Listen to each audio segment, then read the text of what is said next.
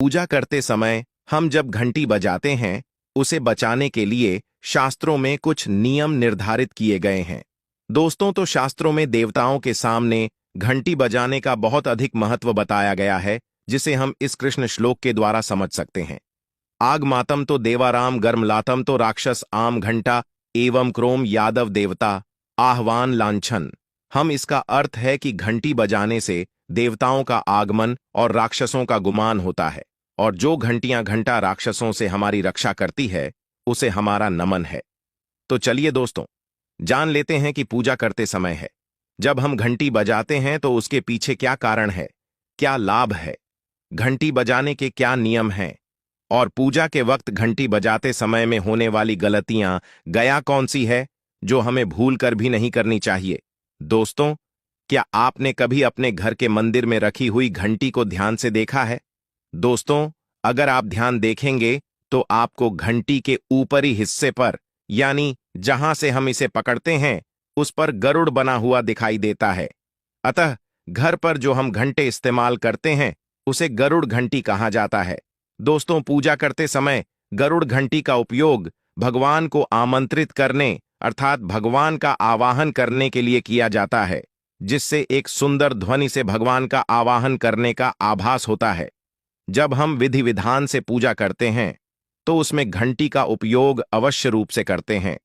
पूजा संपन्न होने पर आरती करते समय विशेष रूप से घंटा नाद होना चाहिए, नहीं तो हमारी पूजा आधी अधूरी मानी जाती है। परंतु हम में से अधिकांश लोग इसे मात्र एक सामान्य प्रक्रिया मानते हैं और पूजा करते समय घंटी बजाना भूल जाते हैं। तो आइए जानते हैं उन नियमों के बारे में। हमारे प्राचीन शास्त्रों की मान्यता है कि सृष्टि के निर्माण के समय सबसे पहले जो बड़ी सी ध्वनि निकली थी, वह घंटी की आवाज के समान सुनाई दी थी। घंटी की ध्वनि में ओमकार नाथ का भी आभास होता है, इसलिए घंटी को ईश्वर की आवाज मानते हुए पूजा में स्थान मिला है। इसलिए घंटी का कभी भी अपमान न करें, और जिस तरह से देवी देवताओं की पूजा की जाती है, वैसे ही घंटे की भी पूजा करनी चाहिए। दूसरी बात, घंटी को प्रणाम करके ही उसे जाना चाहिए। बिना प्रणाम किया घंटी बजाना अच्छा नहीं माना जाता। दोस्तों, आपने अक्सर यह महसूस किया होगा कि पूजा करते समय जैसे ही घंटी बजाई जाती है तो पूरे घर के साथ साथ संपूर्ण वातावरण शुद्ध और पवित्र सा हो जाता है और चारों ओर और सकारात्मकता फैल जाती है। लेकिन यदि हम नियमों को नजरअंदाज कर देते हैं तो हमें इसका संपूर्ण फल नहीं मिल पाता है। दोस्तों, अधिकतर लोग पूजा संपन्न होने पर केवल आरती के समय ही घंटी बजाते हैं, लेकिन यह भी ध्यान रखें कि भगवान को जल अर्पण करते समय, नहलाते समय, धूप दीप लगाते समय, नए वे दिया करते समय घंटा नाद अवश्य करना चाहिए। ऐसा करने से हमारी पूजा संपन्न मानी जाती है। दोस्तों, घंटी बजाते समय भगवान का नाम अथवा आरती अवश्य बोलनी चाहिए। 1 या 2 मिनट ही क्यों ना हो, परंतु प्रतिदिन सुबह शाम घर में घंटी अवश्य बजानी चाहिए। यदि आपको अपने घर में या अपने आप में नकारात्मकता महसूस हो तो आप थोड़ी देर के लिए भगवान के सामने घंटी अवश्य बजाए, सारी नकारात्मकता नष्ट हो जाएगी। तो दोस्तों, देखा आपने, अपने घर में सकारात्मक वातावरण बनाए रखने के लिए घंटे कितनी महत्वपूर्ण है। दोस्तों, पूजा घर में शनि महाराज एकांत विरह, उदासीनता और वैराग्य के देवता माने जाते हैं, जबकि गृहस्थी को चलाने के लिए राग प्रेम एवं भौतिक चीजों की जरूरत होती है। इसलिए शनि महाराज की मूर्तियों को घर में नहीं लाना चाहिए। और दोस्तों, सबसे पहले बात, दीपक और धूपदान की भारत की परंपरा मिट्टी से जुड़ी हुई है। इसीलिए मंदिर में पारंपरिक मिट्टी का दीपक अवश्य होना चाहिए। अगर आप मिट्टी का दीपक नहीं रख सकते हैं तो धातु के दीपक का उपयोग करें। अगर भगवान में आपकी आस्था ज्यादा हो तो आपको उपला रखकर गोद और भी का धूप भी दे सकते हैं। ऐसा करने से घर में सुख शांति बनी रहती है। दूसरी चीज है स्वास्तिक। घर के मंदिर में स्वास्तिक अवश्य होना चाहिए। या तो आप इसे रोली से बना लें, क्योंकि स्वास्तिक आपके घर की शक्ति, सौभाग्य, समृद्धि और शुभता का प्रतीक माना जाता है। यही मुख्य कारण है कि कोई भी शुभ कार्य करने से पहले स्वास्तिक का चिन्ह वैश्य बनाया जाता है। तीसरी चीज है कलश।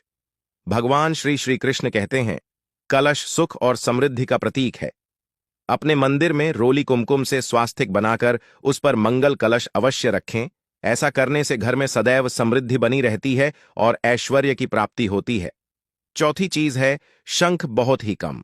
लोग जानते हैं कि शंख की उत्पत्ति समुद्र मंथन के 14 रत्नों के साथ हुई थी। इसी कारण से शंख मां लक्ष्मी को अत्यंत प्रिय है।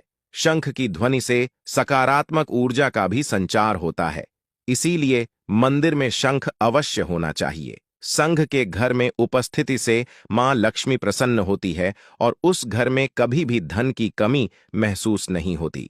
5 भी घंटी मंदिर में आपने घंटी अवश्य देखी होगी, क्योंकि घंटी को शुभ माना जाता है। इसीलिए जब घर के मंदिर में घंटी की आवाज होती है, वहां का वातावरण शुद्ध और पवित्र बनता है।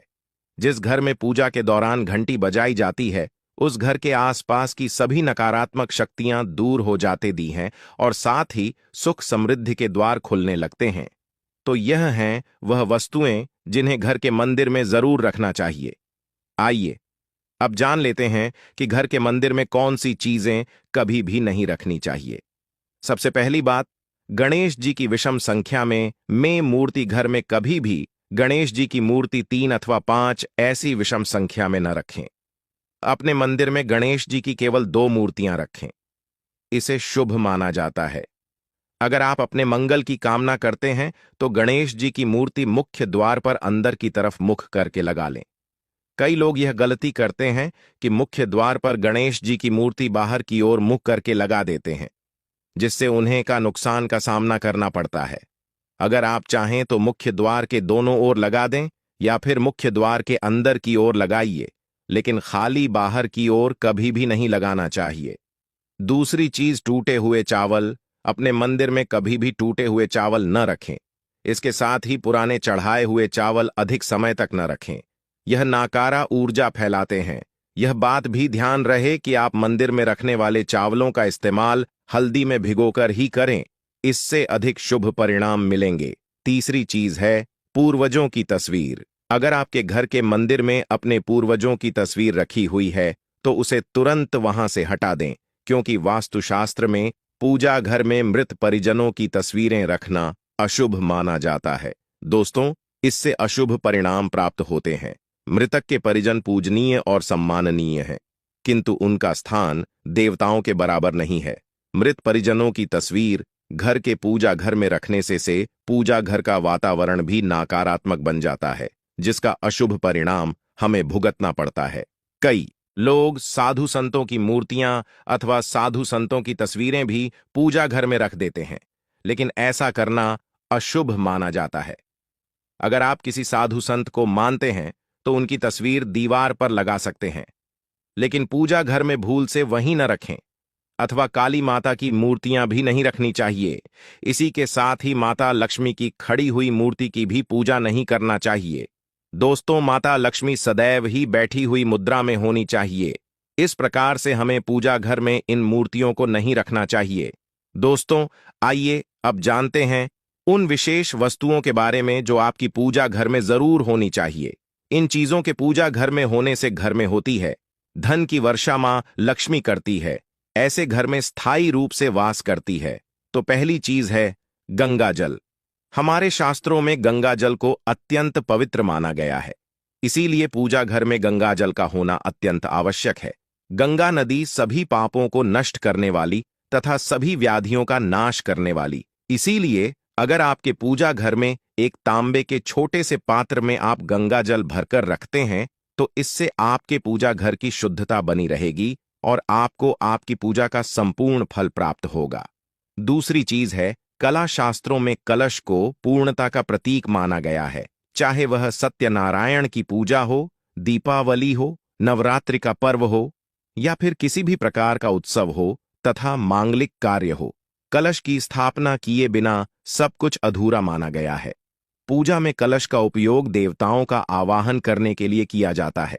ईश्वर के सामने तांबे के कलश में पानी भरकर रखना इतना शुभ होता है कि अगर हम अपनी रोज की पूजा करते समय भगवान के सामने तांबे के कलश में पानी भरकर रखें तो उसका चमत्कारी प्रभाव हमें अवश्य देखने को मिलता है।